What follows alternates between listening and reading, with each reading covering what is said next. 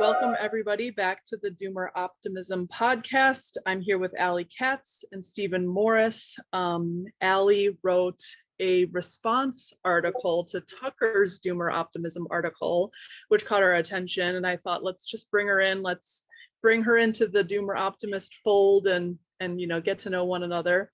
So let's start by maybe Ali, you can introduce yourself, talk a little bit about your background, and maybe talk about your Doomer Optimism by way of, your own biography, because more or less it is almost always tied up with our biography, right?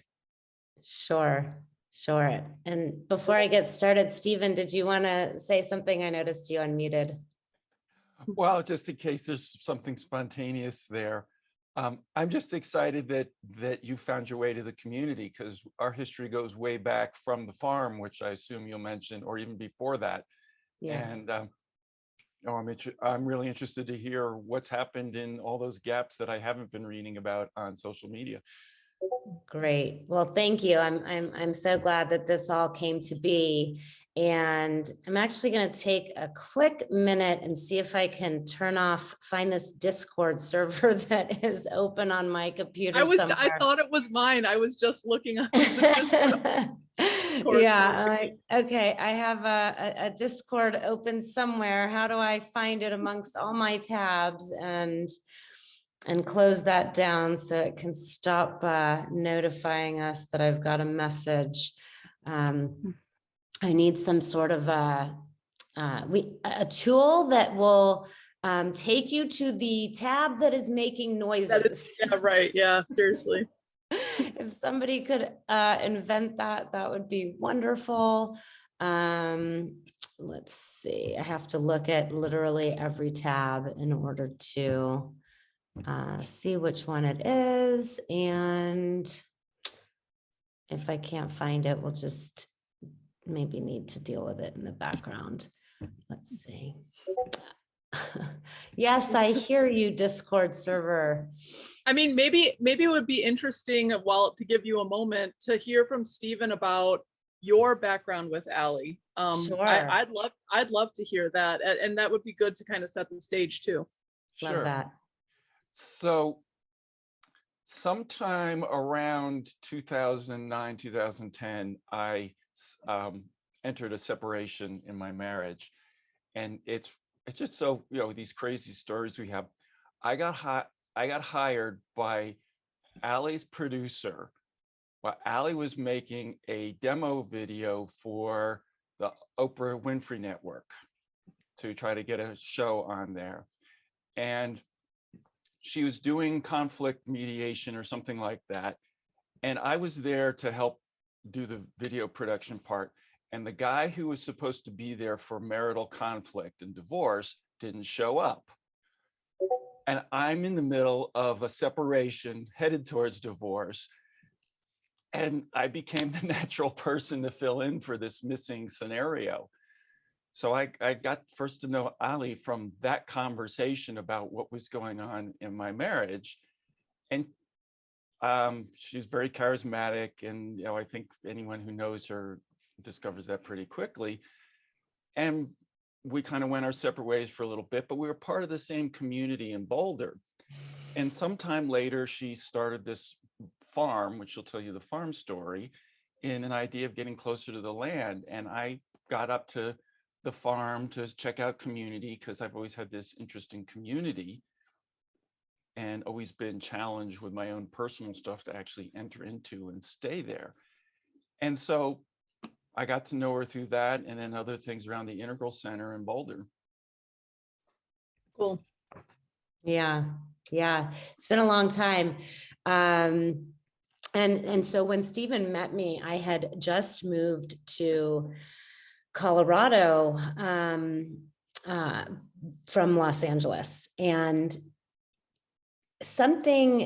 a lot of things told me that I needed to leave Los Angeles. But that's really in many ways the beginning of my Doomer Optimism story. I didn't know that it was a Doomer Optimism story back then. I didn't even know the term Doomer Optimism until coming across Tucker Max's article and then writing my own. But it really was the beginning of what I, can now apply that Doomer optimism term to. I, had achieved all of the metrics of success that were possible on the, traditional plane of success in Los Angeles with, building 2 multi-million-dollar businesses, writing a best-selling book on legal planning for families, living 3 houses from the beach, sending my kids to private school, appearing on TV as a family financial and legal expert. And yet something inside of me knew that there was something really wrong, something off, and I didn't know what that thing was until I had an ayahuasca journey, actually, in September of 2009. And this was very early days, right? Today, I think plant medicine is much more accepted and, becoming more mainstream. But back then, it was still very fringe. And I had, in fact, judged it quite a bit myself. And, oh, that's just a way for people to get high. And yet life really brought me some signs that encouraged me to do it. So I did. And in that ceremony, I saw a vision of a world that works for everyone. And I had never known such a thing before. I didn't know what that was, but I got the visceral experience of it of, oh, wow, that there is a reality that we could experience where we aren't in conflict. Well, conflict is healthy. We aren't in unhealthy conflict. We aren't in these win-lose dynamics. We're not playing a zero-sum game where actually we are living close to the land and everybody's doing their part. And we're getting along, and it felt so good in my being. And then I came back into the default world, the regular world that I was living in, and I began to see how every choice I was making and every way of being that I was being in the world was actually contributing to the exact opposite of this world that works for everyone. And that my choices were actually at the heart of a world that does not work. That, I was building my success on the backs of other people, that I, the kind of one of the final straws came when I was on TV to talk about Tiger Woods' divorce. And I got this loud voice in my head that said, Alexis, what the F are you doing?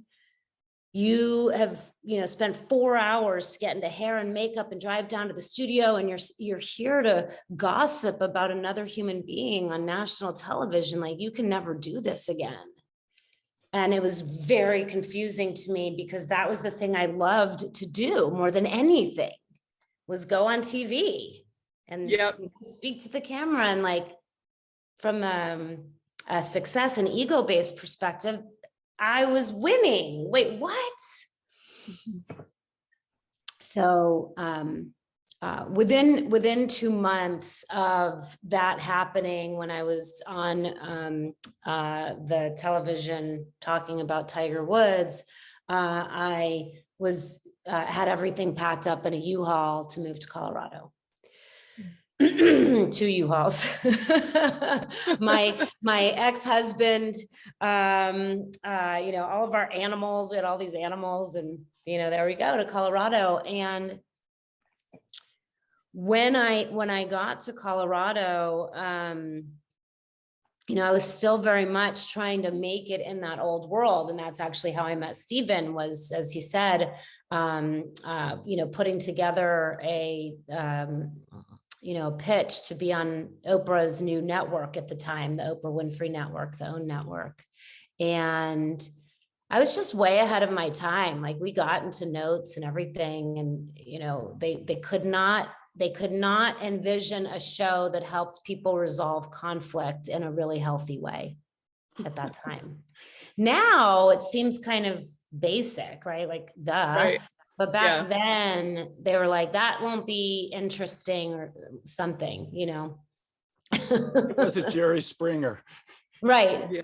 Exactly. And that's what people wanted back then, is more of the unhealthy conflict, showing the unhealthy conflict. And so when I moved here to Colorado, I really did not understand what I was moving to Colorado for. I was going to ask, why do. Colorado? Life circumstances just guided me. I had come out to speak at my best friend at the time was graduating law school. And, I was a lawyer, and I was training other lawyers on, the entrepreneurial aspect of lawyering. I still do that today. And so she had me come out to speak to her law school class. She was graduating from Denver University. And there was a house for rent, 2 houses down from her on a lake. It was twice the size of my place in LA. Our kids were best friends. It was like this very, cul-de-sac, all-American reality. And so I said, well, okay, this is why I've been building my life and businesses online. There's nothing actually keeping me in Los Angeles. I'm going to go. And so I did. And now looking back, I can see that I came to Colorado to learn to be human. I had lost my humanity along the way, from law school and then building law practices, being an associate in a law firm, and then building my law practices, and then, pursuing fame and fortune. I had lost a part of my humanity. And so I now can see I came to Colorado to find that, to learn how, who am I, why am I here, and what's mine to do. And part of that was buying this farm that Stephen mentioned. And when I bought the farm, I thought that I was buying the farm for my ex-husband, my kid's dad, to be able to have an income stream. I thought I was buying the farm so he could grow medical marijuana, because Colorado was at the beginning of the medical marijuana movement, and he was, really good at growing marijuana, and he loved marijuana. And I was like, okay, I will buy this farm so he can do that. And he started down that road. And was actually doing great with it. And then through a series of events that actually included some poor relational decisions on my part, he ended up making a choice that led to him no longer being able to build that business. And so now I have this farm, and I will tell you that the day I signed the papers on the farm, I said out loud to everybody there, mark my words, I will never live here. I will never live here on this farm. I was not buying it to live there. I never imagined that I would live there. That was like kind of the opposite of what I imagined for myself on this trajectory of success, that I would, live on a farm, 45 minutes outside of Boulder on this, little 2-acre farm in this very old farmhouse. Like, that was not what I imagined for myself. And, I think what's coming, and this is, part doomer, part optimism, is that anybody who's in any sort of a disillusionment is going to be forced into awareness. Yep. And I was forced to see how unsustainable my choices were, both for myself and for the people around me, and really for just everything that I thought was true. Yeah. And the only way that I was able to wake up to that was to be forced into a reality that I didn't know how to choose. And so I think the optimism part of all of that for me is that with awareness, we do have choice. And now that you're creating this movement, we can actually choose to see before we have to be forced into a reality that can be extremely distressing, hence the doomer part. So I was forced into a situation where I ended up having to move to the farm. And I can look back now, and of course I was not forced. I had an infinite number of choices actually available to me, but I could not see them. And I really do believe that, everything truly happens for us, even when it looks like it's not at all happening for us. It really is. And so life was giving me just a series of 2x4s up the side of the head, really to show me how to become a safe person. And that's what I talk about in my article around Doomer Optimism, is that what I think the real solution is that Tucker points to is that we have to become safe people and attract other safe people to live and work with. And collectively, we have not actually been taught that. Right. And to me, what resonated, and it seems like it resonated with you too, is to start at the scale of the person, of the individual, like work through, to the extent possible, your own strength, your own resilience, your own psychological and physical health. And then it can sort of, radiate outwards. But take that as like a first gauntlet thrown down. Something that stood out to me when you were speaking was this process by which you're sort of forced by the material world, or like, you're trying to make a decision, trying to move forward in your life. You're struggling with what are my goals? What am I doing here? Why am I doing what I'm doing? Do I actually agree with myself, or are my goals implanted by somebody else? What struck me is the story you have, and I think a lot of the Doomer optimists in general have the story where you made a decision, and that decision was you were telling yourself at the time that was one thing, but looking back it was something else, which is so funny to me, because I think you have all these psychological defenses and only a certain set of psychological heuristics to understand what you're doing and why. So part of my backstory is I moved from Chicago to Uruguay to start a homestead with our family.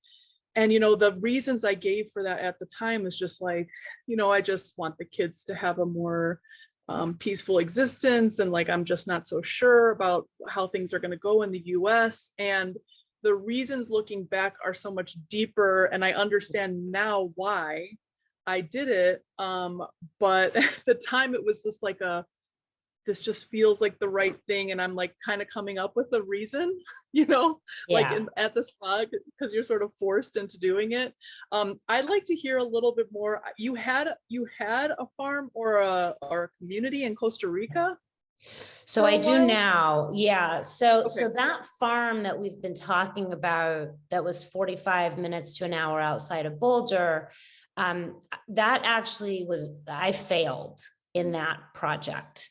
That did not succeed. I do not still own that farm. That was a learning experience for me. Before you, I was going to say, I'm wondering if maybe without revealing details that you don't want to reveal, if there's any lessons you could impart on the failing part, because I think my sense is that a lot of the people who are like the audience of this, and people sort of waking up and probably will be future audience members of this, are people who are idealistic and are like, I'm going to start a farm, I'm going to start a community, and it will be so great if we heard from people on the far side of having an experiment and failing, or maybe not just a total failure, but lessons learned. It would be helpful.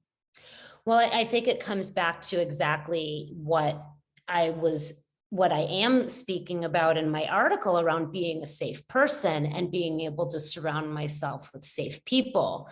And I was not a safe person, and I did not know how to attract safe people. And that really was on three levels. The first was that I had a disease I've now identified and I teach about, called money dysmorphia. So money dysmorphia is a distortion around money that I think has been implanted into us by our current cultural paradigm, that causes us to place an incorrect value on money. So we put way too much attention on money, and in a distorted way that causes us to compromise on our non-renewable resources. Time, energy, and attention are non-renewable resources. Money is actually infinitely renewable when we know how to work with it and understand it. And I didn't understand any of that. And every decision that I made back then was made through the lens of money, while holding a belief that wasn't the case. I didn't know I was doing that. Well, there was this major disconnect between what I thought was true and what was actually true about my own relationship with money. And it was very confusing for me because I knew how to make money and I was making a lot of money. And yet I constantly felt broke. I constantly felt as if I didn't have enough money. And then I was attracting people to me who were looking at me as if I had all their money, which to them I did. And then it felt to me as if they were just sucking my energy. And because I couldn't tell, are they actually in my life because they want to build something with me, or do they just want my money? Right. was very confusing. I couldn't tell what was true. I was paying all these people that then just started to feel like, instead of like, we're doing this thing together and they're supporting me, they felt like a burden, and I became resentful. And then when I, finally moved to the farm, because what I was trying to do at the farm was build a community, but I wasn't going to live in this community. I was building a community for them, but not for me. That does not work. No, we call this concept, the skin in the game concept is common in our little circles. You have to be subject to the same successes and failures as everybody else together, right? And there was this big disconnect because I was providing all the money, but they were living on the farm, and in a way, it was like they were just living there until I ran out of money. It was very confusing. It was very confusing. I couldn't tell what was going on. Yeah, and I would just suggest I guess my background is as a sociologist, and I would chalk that up to, at least through my sociological lens, issues with governance, meaning these new communities are popping up and you're like, what are the rules? What are the laws? Who's in charge? Yeah. What are the roles? What are the expectations? And a lot of that stuff is like cultural, so in like maybe let's just say a tight-knit religious community, it would be clear what all of those things are. What are we doing? Because there would be hierarchy. Yeah, exactly. A well-established hierarchy.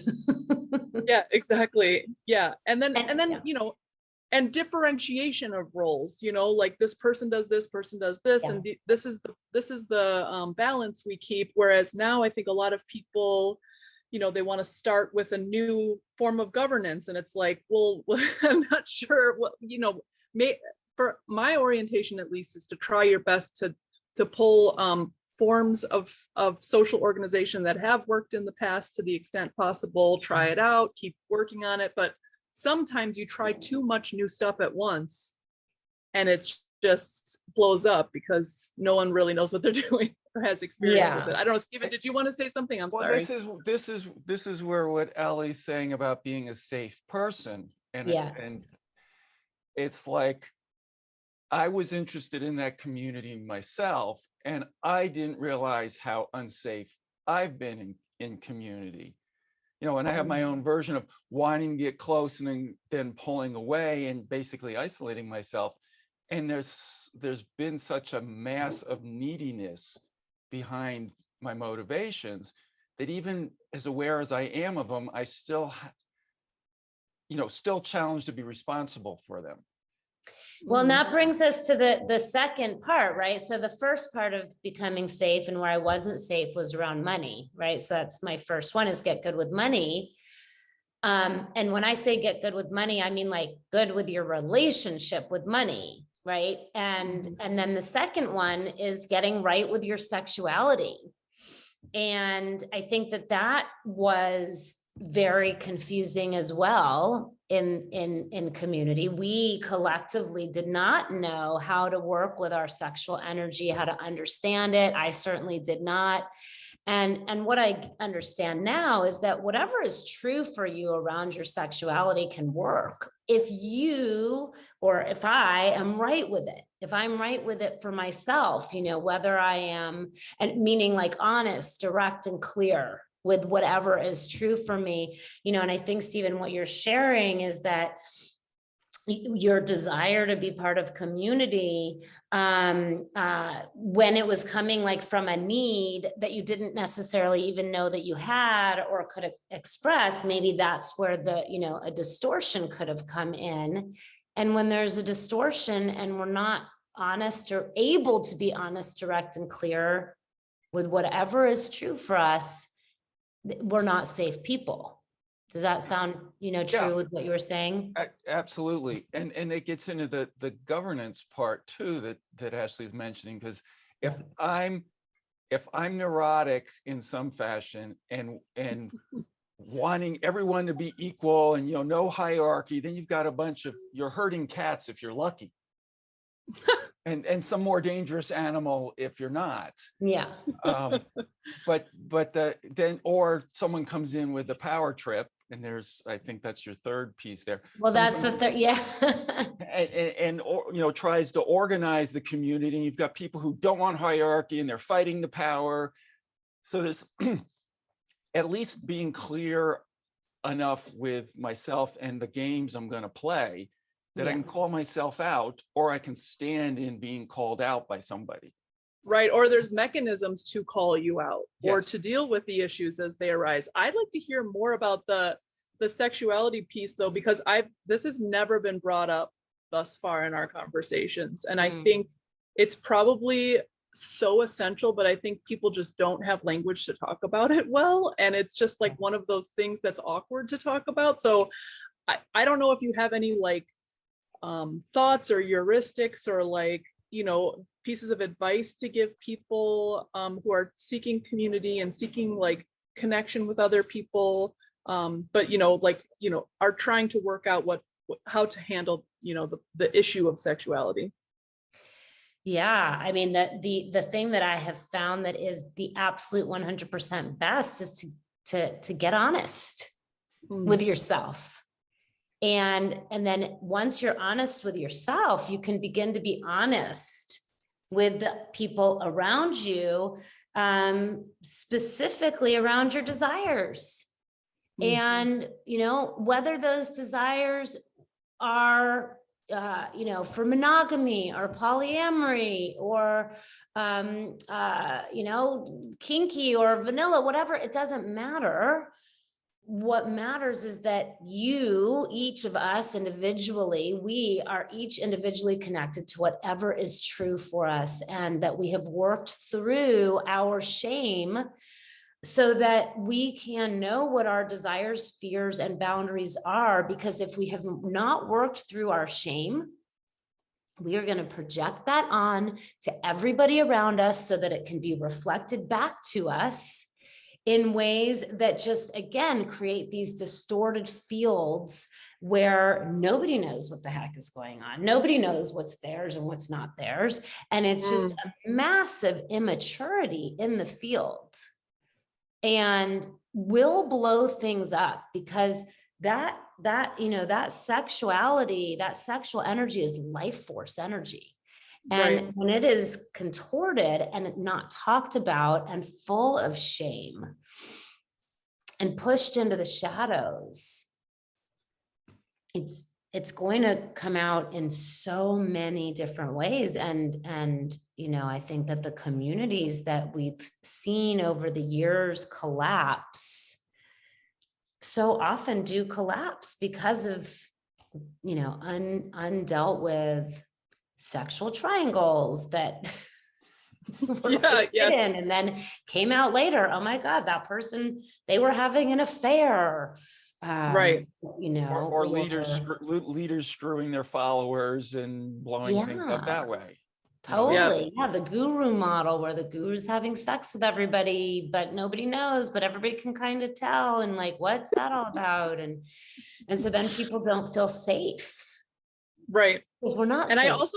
I also think there's something to be said about, I think just like thinking through different models where sexuality it's like you said, it's this extremely potent life force.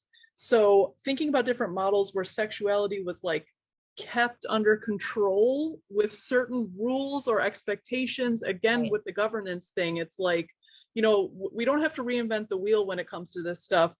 We cannot just pretend it doesn't exist and it's not like power is, I guess, basically the first thing you're talking about, and sex is the second thing you're talking about. They're extremely potent forces, and unleashed or with no rules, things are bound to blow up. So I think just thinking about, I think, for example, with the power example, people think that when they say there's no hierarchy, but there actually is always hierarchy, and people are just gaming the non-hierarchy system. For example, the consensus decision making, where everybody has to agree, but then the way people game that is just like one person refuses to agree until everyone goes along with them.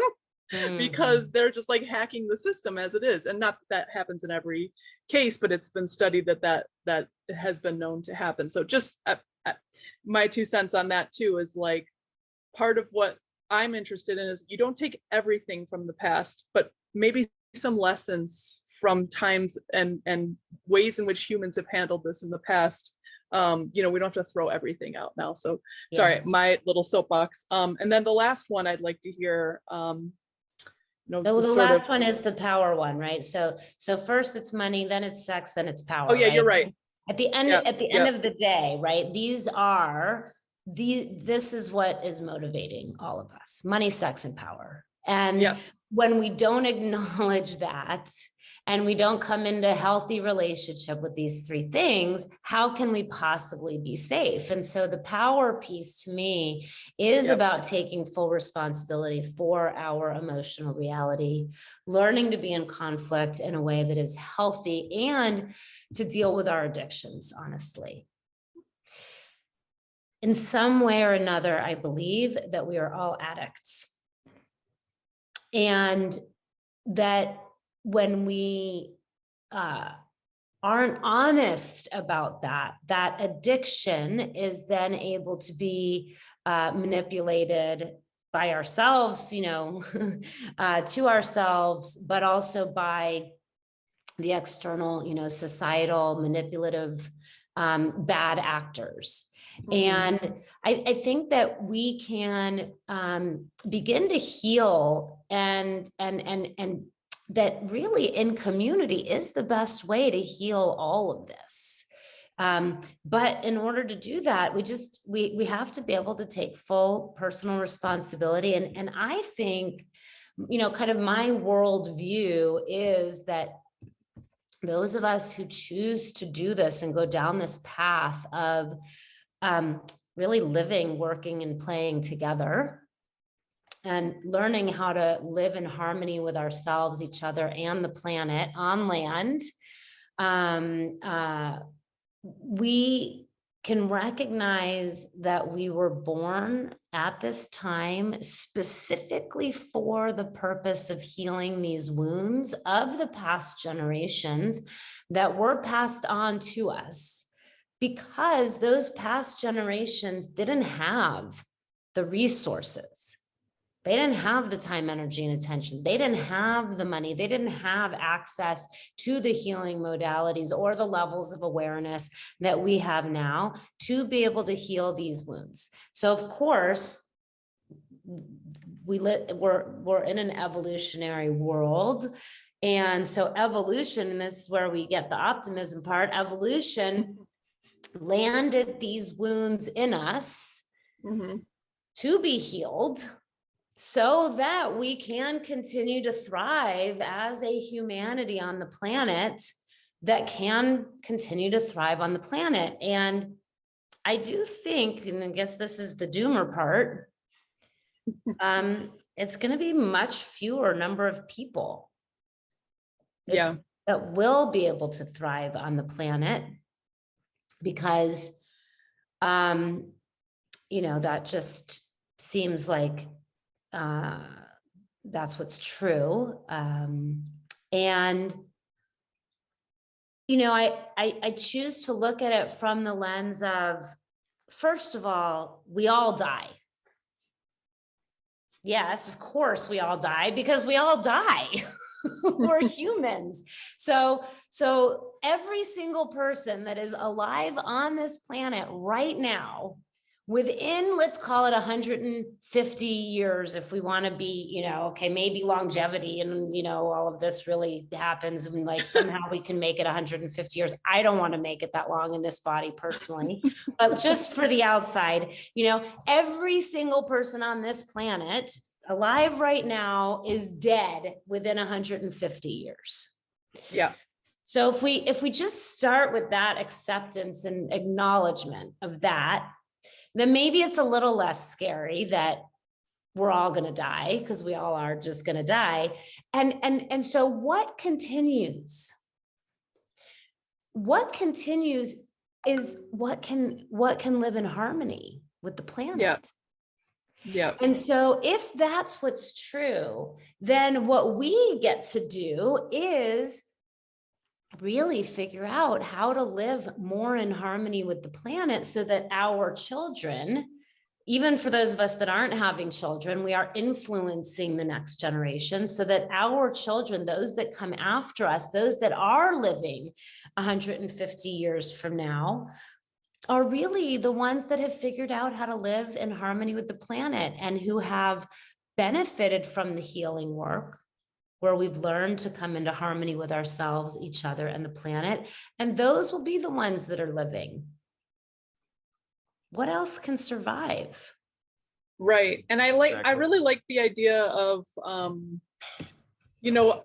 sort of, we're experimenting now. We've reached a point where we just can't go on this way, and I think it's like a collective, either you have a psychological awakening, or like literally a material awakening. Like I can't have this job anymore. I can't do these things. My kids are at home. They're remote learning. Like I cannot not be with them. I have to be with them. And then you're just like sort of forced to reevaluate. I was just listening to Tucker on this podcast talking about Doomer Optimism, and he said, COVID was one of the best things that ever happened to me. I realized I don't just love my family. I like my family. I like spending all this time with them. This is actually awesome. What the fuck was I doing before? And I love that, because it's just like, you're just forced into this awakening. A lot of people are. And it doesn't have to be like this, woo-woo awakening either. It could literally just be like, you look to your family and your kids and you're like, I like you. I want to spend more time with you. And I need to like have a healthier relationship with you, 100%. So, okay. So yeah. yeah. I mean, I think I just want to give another example of that, right? For people that may need more examples, like, you may be forced into a future reality where you have to live multi-generationally, because that's actually what's required by your economic reality. And we think our economic reality is imposed upon us. It's not. We are actually creating our economic reality. We are the creators of the economic reality we live in. But it might seem like you're being forced, like we talked earlier, to live multi-generationally. Right. Well, then you will be forced to figure out a way to get along with your parents or your children if you're the parent. And that does require some level of awakening, right? Yep. Again, not the woo awakening, but actually the really grounded, like, okay, how do I grow up? Yeah. Who's making dinner tonight? Like, what are the power relations? Like, who gets groceries? Can we talk about these things even, How do I take responsibility for my emotional outbursts? Yeah. How do I stop blaming everybody around me for my behavior? Right. Because my behavior is actually my responsibility. And so I think that we are the generation. I think we're all Gen Xers here on the line. I'm millennial. You're I'm okay. a boomer. I'm actually You're a boomer? Old millennial.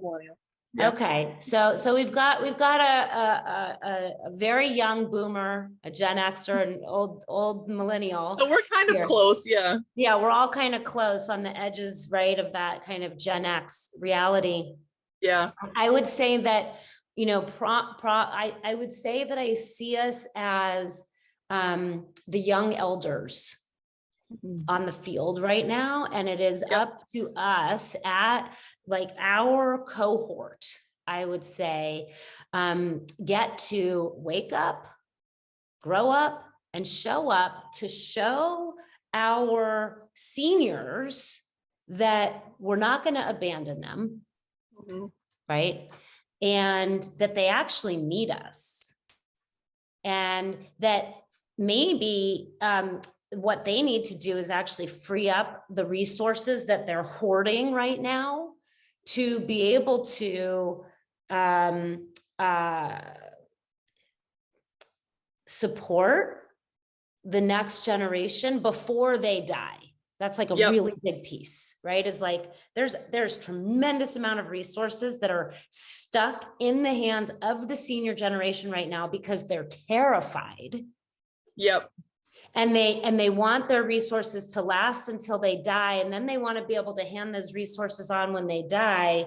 But the problem is that if they do that, I think that actually they're going to lose a tremendous amount of those resources and have to find that, okay, well, we are going to take care of you, but we're going to have a lot less resources to be able to do that with. What if instead of waiting to be forced into that, they actually chose right now to free up those resources, take them out of the stock market, and support the junior generation to actually buy land, buy housing, create a reality where we can take care of them now. We're not waiting until they die to get what they have.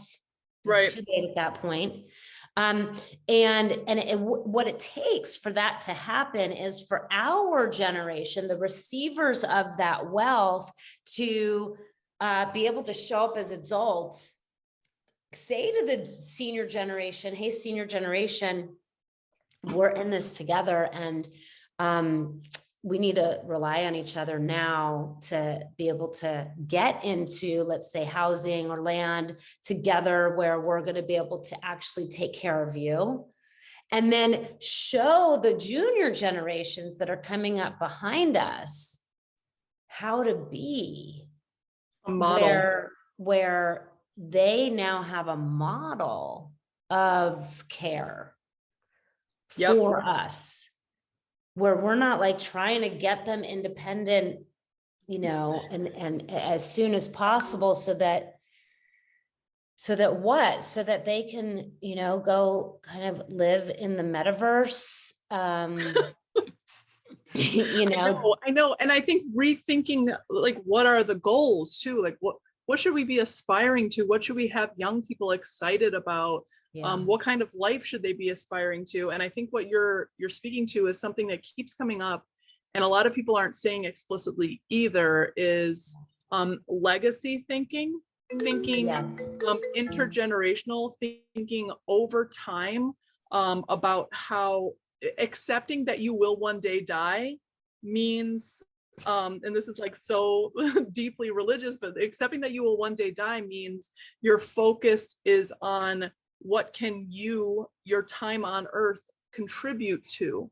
And this very practically, one of the Doomer optimists, who's he's a military expert, and he's you know, high up in the military, and he said explicitly to his kids are both in college right now, when you get married, I'm going to transfer X amount, like a huge portion of my wealth to you, but then when I turn 65, you have to take care of me.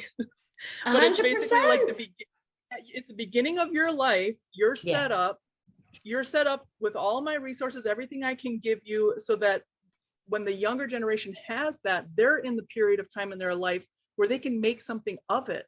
And it's good for the older generation, it's good for the younger. It's like so much more potential is unlocked than it just sitting in the stock market, making a few percentage points, and not in the hands of your creation, your legacy, your lineage. So I'm explicitly for that. And that's actually a very traditional way of doing things too. I had a friend whose grandmother was in work camps in Ukraine in World War II, came to Chicago, worked in a factory her whole life. And when her kids got married, they each, in the 80s, they each got $100,000 because she saved that much working in a factory over time. And it was like this amazing thing where it's just that was the idea. And then in return, she got cared for in her old age. You know, that was the clear expectation. Stephen, did you have any thoughts or questions? Sorry, yeah, I'm sitting here like I'm sort of stuck. Like I now got this grand vision, but I'm thinking of the part back about becoming safe. Yeah. And there's two pieces that have popped up for me. See if I could get them both out, and then however you want to talk about them. One is your own journey, Ali, because I know for myself, I've spent most of my time in that personal exploration of becoming safe. And so there's ways that I haven't learned to engage with community because I've been working on myself and theoretically knowing how I would interact in community. But then there's the rubber hits the road kind of thing, right? Okay, I've lived a lot of my life. I've created my own safe world in my head. And I'm pretty good out socially, but there's plenty of blind spots, I'm sure, because I've kept my world small enough to stay safe. And I've watched, you know, you've gone big and you've done all these things. So I'm wondering, for someone who possibly like myself, it's like, well, I could just sit here, but I've got this dance of wanting to connect. And I know that I know there are ways I'm not safe. And you obviously work that edge more extrovertedly, if nothing else, because of your business ventures and the way you worked and had your community around you.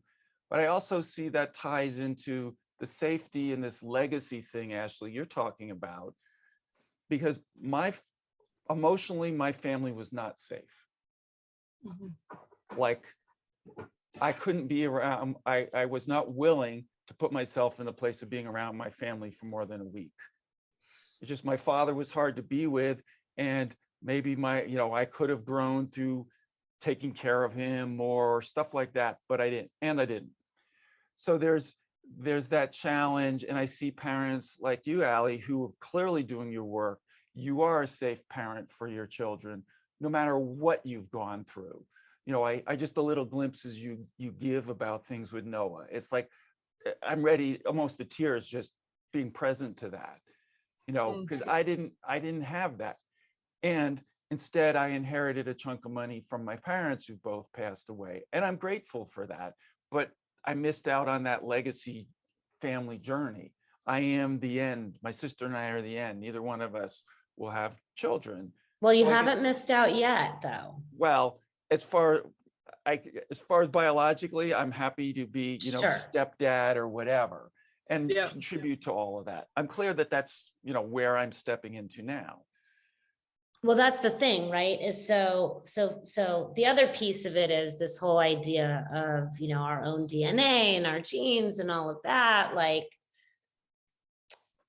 your genes, your specific DNA may not be passed on, but the DNA of your consciousness can and will be. And to me, that is far more important than the DNA of your cells, your physical cells, which, by the way, carry all the epigenetic wounding of the past. So maybe it's good those are not carrying. That's what, yes. Though I was very clear as a teenager. I didn't know exactly what was going on, but I did not want to carry forth that wounding. I was just, if anything, I would adopt once I felt mature enough. And there's enough stories like the parent DO interviews and stuff. It's like, well, yeah, being a parent will grow you up. It's just not a degree that I was able to choose that. I didn't go. But one thing I would, I was just going to say one other thing. The thing that I think a lot of people don't realize is how interdependent communities worked in the past is you can't just have only parents at the level. There have to be other people. It's so traditional to have uncles and aunts and stepfathers and stepmothers and adults who are around, like sort of guiding the next generation. The village raised a child. Yeah, well, exactly. And I think a lot of people don't even think about that role, but how important is my kids, whenever we go to the US, my cousin, she doesn't have any kids, and the amount they love her, they go with her, and what that does for our family to succeed. What the time that she spends with them allows us to all succeed, and it allows our parenting and our entire family to be better. And she loves the relationship. It's good for everybody involved. And I think, we had a parenting podcast and it was all about parenting, but I would love to have a podcast talking about the role of the person who has chosen not to have kids in creating an optimistic version of the future. Sorry, Ali, I cut you off. No, I agree. It's the exact same thing. It's like, Stephen, you do have this legacy opportunity still. Yes. And I don't mean through having your own children. I mean through becoming part of a community and using your time, energy, attention, and money, I call those your team resources, to be a safe adult in the community that you will participate in with your resources. And by doing that, you can leave a tremendous legacy in that community and on the children that are then raised in that community.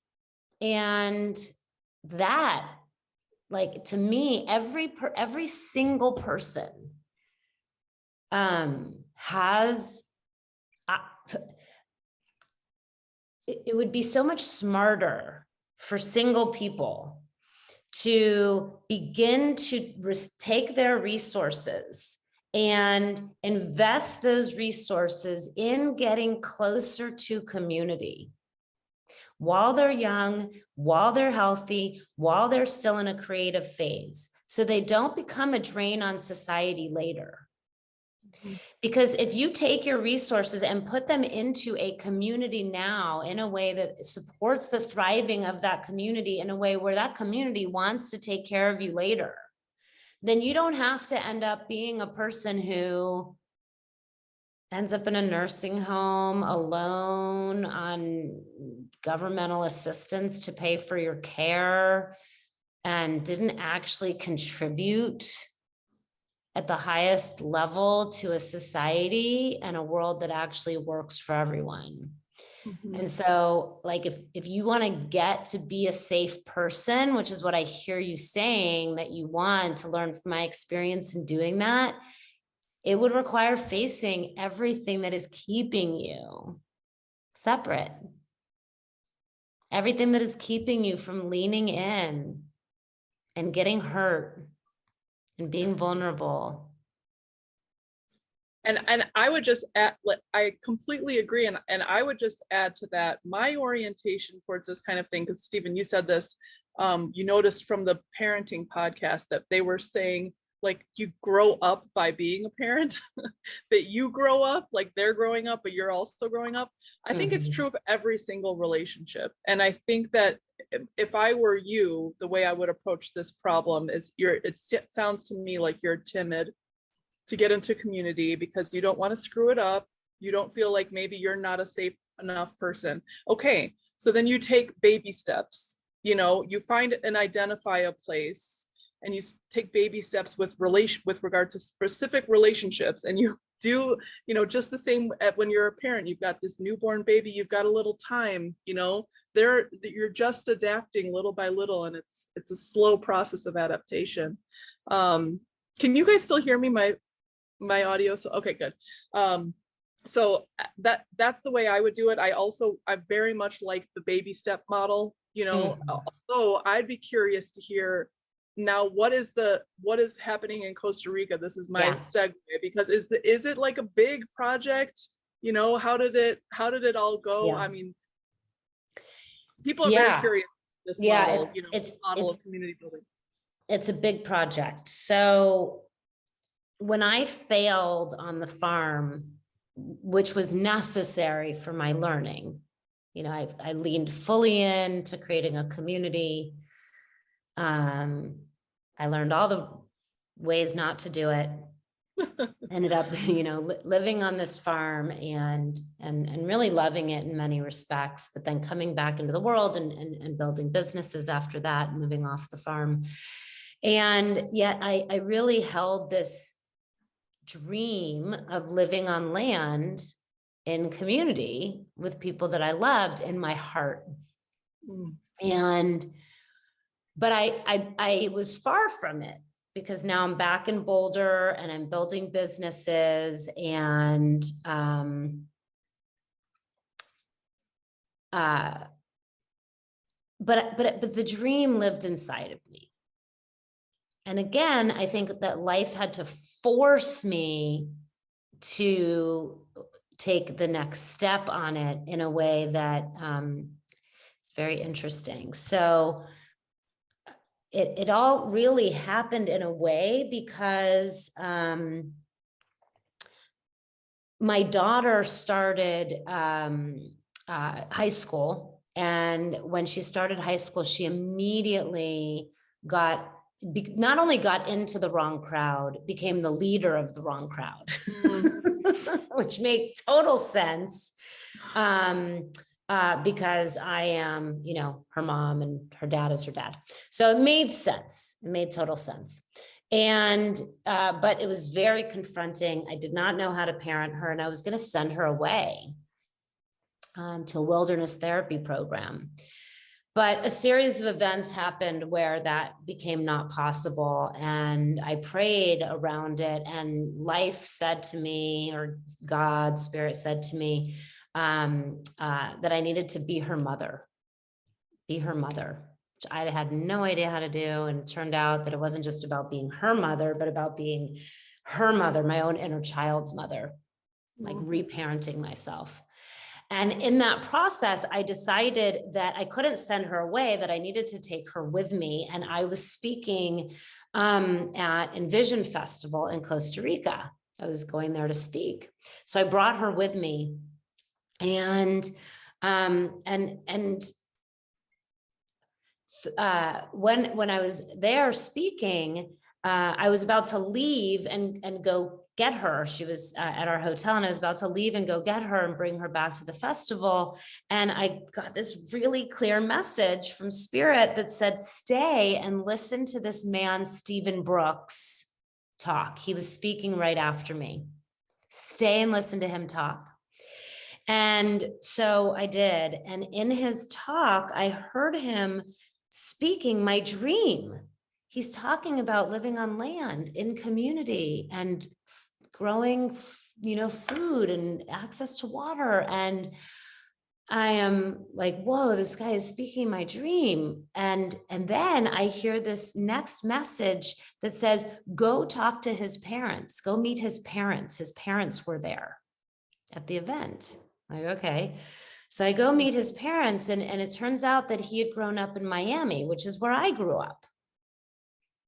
And so I start asking his parents about Miami, where'd they grow up and where'd they go to high school. And it turns out they had gone to the same high school that my dad went to.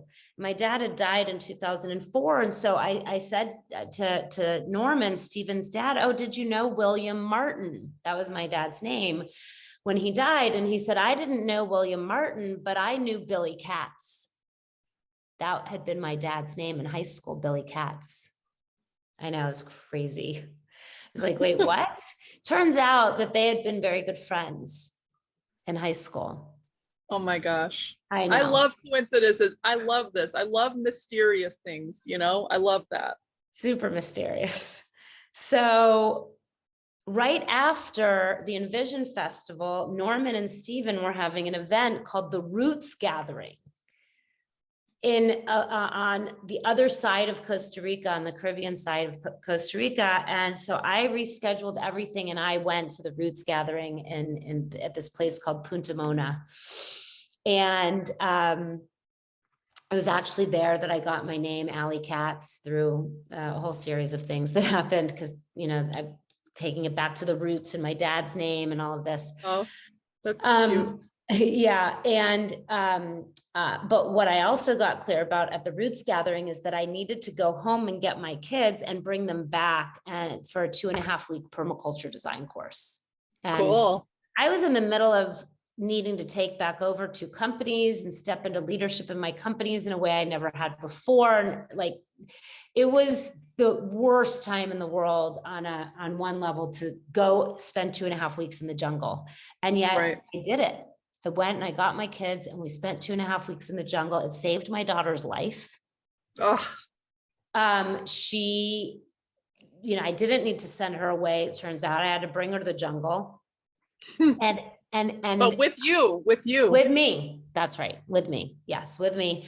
And what I began to see is that I'm supposed to move to Costa Rica. Now, all of this was many years ago now. This was all back in 2015, right? So this is 7 years ago. Yeah. But I held that in my heart and in my knowing that I'm going to live on land in community. And it looks like it's probably going to be in Costa Rica. And that was very surprising to me, because my mind would never have chosen Costa Rica.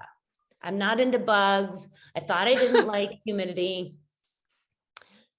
I grew up in Miami. I didn't want to move back to that. I would have chosen Maui or something, right? Right. Maybe you wouldn't have chosen, Uruguay. How did you end up there? And yet it just step by step became true. And 3 years ago, I went back to Costa Rica and saw the land that Stephen had bought called Alegria. And it was right next to another community that he had already started called Ecovia. And I stood on this rock and I said, oh, this is the spot. Mm-hmm. And when I got to the garden that they had already built, the community garden, I just burst into tears, because oh my gosh, for the first time, I could feel, oh, this is the place I can die. Hmm.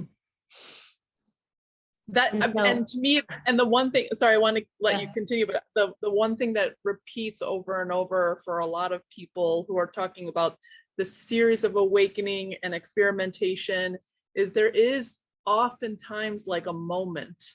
yeah, And our neighbors here who moved from Norway to Uruguay said there's a ferry that you take from Argentina, from Buenos Aires, to come over to this part of Uruguay, and you get off the ferry and it's just quiet. You're coming from mm, a city and you come here and it's just quiet, and there's just not a lot of chaos or movement, and it's just that sense of peace. So I hear this over and over again. It's just really beautiful hearing the story recounted. But I think there's an important piece there too in your story, Ali, because I know in my own searching for community and wanting to get back to the land, I've thought, like, particularly in my personality, oh, Uruguay, oh, I want to go there. Oh, Costa Rica, Yeah, I want to go there. And then yeah, I've just joined Joe Brewer's Earth Regenerators community, and he's yeah, working in Colombia. It's like, oh, there. But the thing that really like what Joe says is to let the land call me.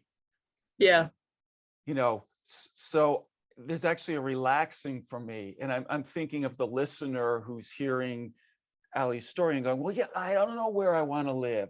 You know, it's like, or the one who's so determined to live in a certain place because they've got it in their mind, versus really like you just described, you stood there and you knew.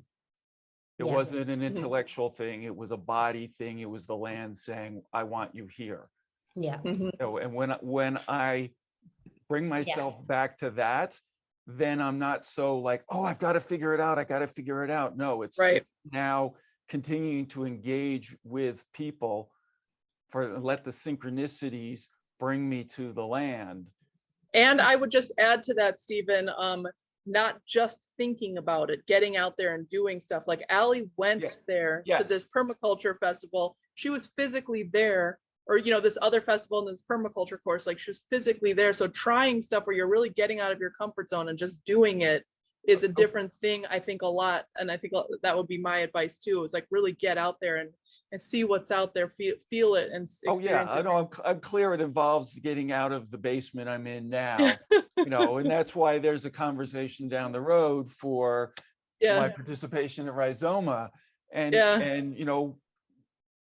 I've been on land in Hawaii with a friend who is a gentleman farmer, and I love that little bit I was there. I love that. So it's not like I have concerns about that. It really is getting to places or listening to places calling me and honoring that call.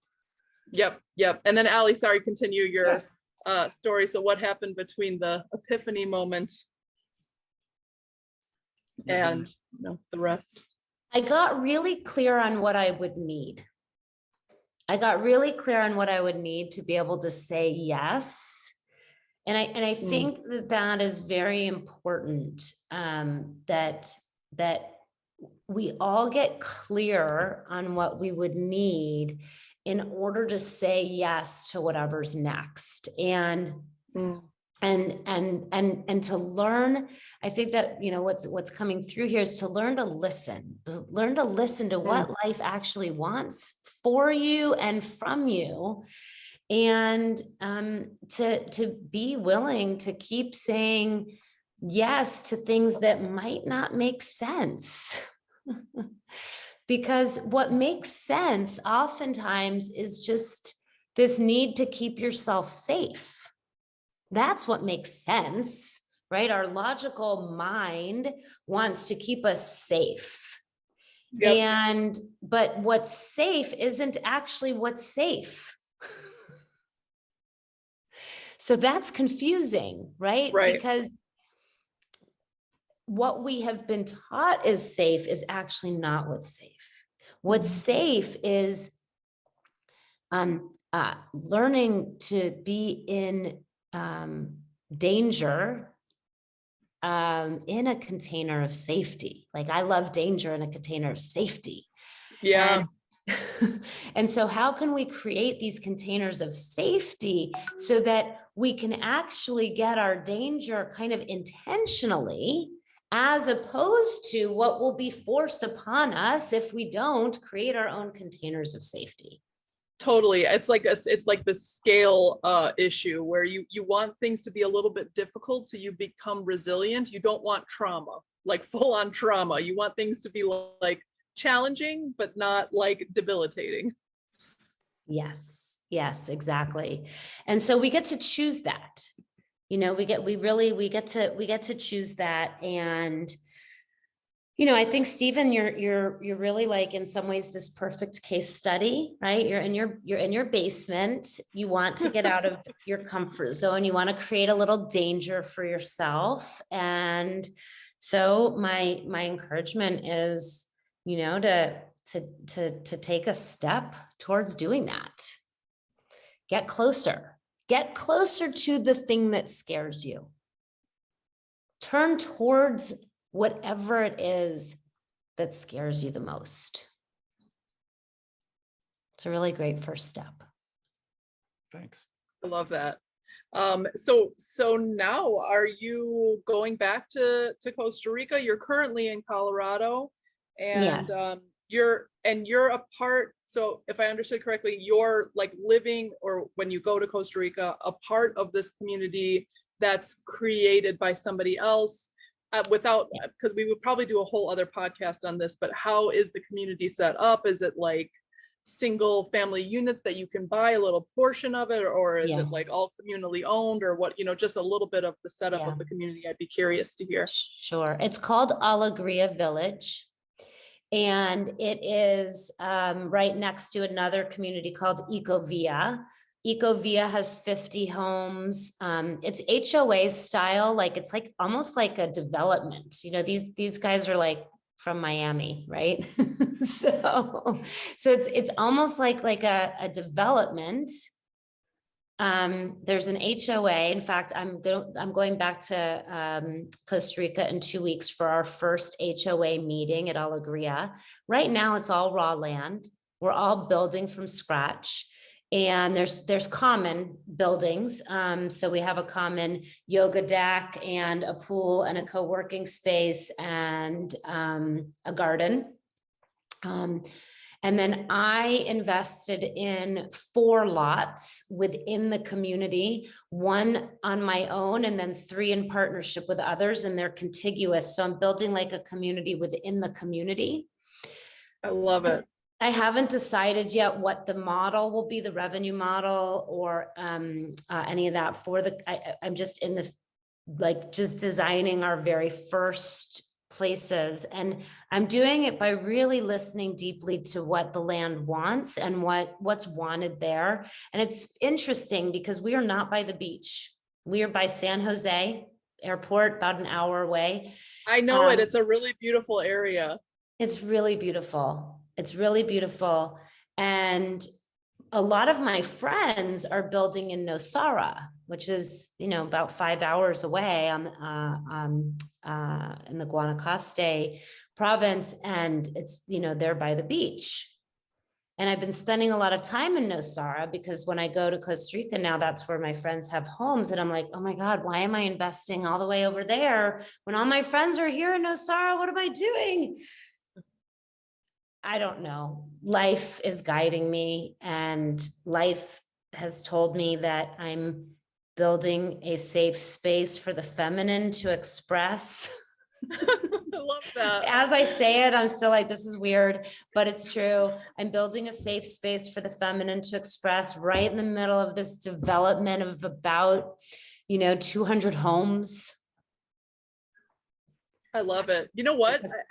Well, honestly, I've studied this a little bit, the different community models, and the HOA model seems to me the most that like modern people can handle and wrap their heads around. It's a governance structure that makes sense. It doesn't have to be evil, the HOA, if it's run by if it's us, cool people who are making the rules, right? Exactly. So I think we are the HOA. Yeah. Yeah, exactly. Stephen, I'll let you have the final question. The only other thing I was interested in is how your readers received the Doomer Optimism article from you, if they're already primed for this kind of thing, or did you get like a big response or normal response for you? And then I'll let Stephen do the final question. Sorry. Okay. Yeah. So I have a very diverse audience. My audience spans lawyers, professionals in the legal and financial world, all the way to, I would say the more kind of festival goer, ready to live on the land, artist, creative, because, I kind of span that reality in myself. Right. And, you can actually go to the article and see, the diversity, right, of what people are saying about it right there. There's not that many comments, but in the comments that are there, it's the full range of, this is great, so glad you're sharing this, to how can you believe that we'll come out the other side stronger and better with climate change, the way it is. And so, right. I think it's the full range. Some people hate Tucker. They're like, yeah, why are you promoting this guy, Tucker Max? He's the worst. And so, back in the day when I had, I would say, more fame than I have now, one of my learnings from it is that if you're going to put yourself out there, you got to be ready to receive the full range of humanity back in return. And so, what I love about the Doomer Optimism movement, and I'm just so glad that you've put a name to it, is that it is giving words to something that I have felt so long in my heart. And we don't have to persuade anyone of anything.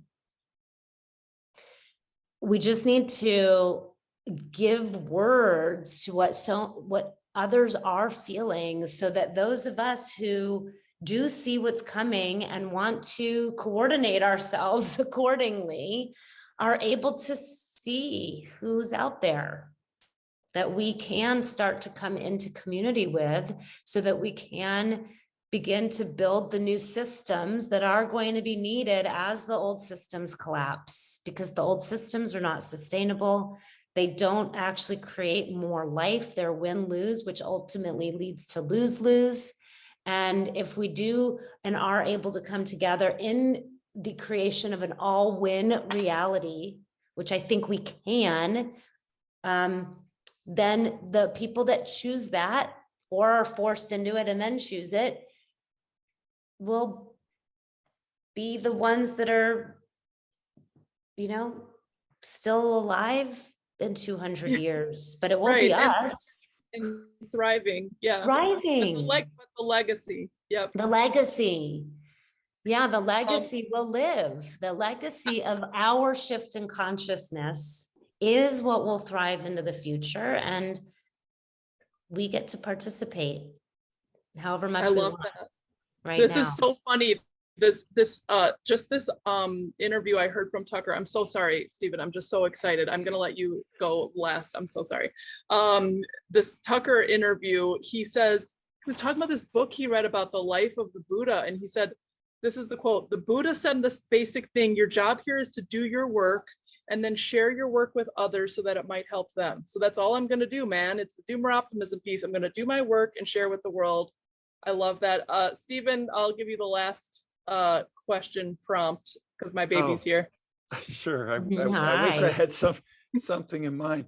I don't know if you can do this as like a simple couple sentences, but I'm really curious how your participation in the burner culture, Ali, has prepared you for collapse. I mean, going to Burning Man and, what was it, the first time, 2008, was the first taste I got of a reality in which none of my decisions were being made through the lens of money. So as soon as I landed on the playa, I got to experience a world in which exchange of money was not the foundation of our relationships. And I had never experienced that before. I had never experienced a gift culture before. Yeah, big contrast for you coming from that high-powered attorney world. Yeah, and it did cause me to swing too far to the other side of believing that money was evil and money didn't matter and did all of that, and pushing away from money, which is also not the right answer. So I did ultimately need to come back to the middle ground of right relationship with money. It's actually interesting. In 10 minutes, I run a course called Fix Your Financials. And it is really about right relationship with money. But Burning Man was the beginning of seeing an alternative. And, you know, Burning Man is not the foundation for healthy living and relating, but it can be an awakening moment of, oh, how little I actually need. I can live in a tent or in an RV on land with people I love and have an incredible life. I don't actually need all of these things that I have told myself that I need in order to love my life. What I really need is connection. What I really need is